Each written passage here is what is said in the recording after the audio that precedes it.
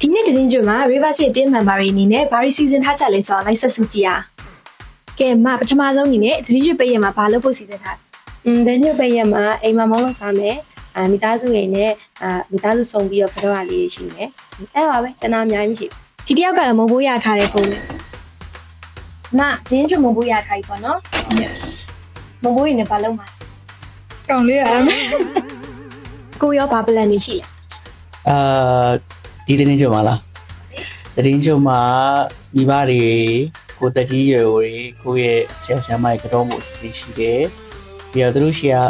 ဘိုးထောင်အစီရှိတယ် ဘုံဘူးဘယ်လောက်ရအောင် မဘိုးက1500 မရောတင်းကျွန်းကိုတယောက်တည်းဖြစ်တယ်မှာ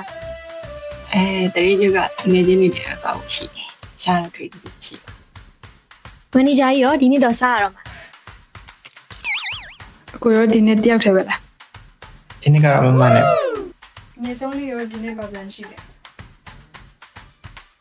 တယောက်လုံးရဲ့ view ကြီးကိုစားတိုးဝဲဝါချက်လိုက်တော့မယ်လေ အားလုံးရောတင်းကျွတ်မှာဘာစီစဉ်ထားလဲဆိုတော့ပြောတော့ပြပါအောင်နော်ကိုတန်း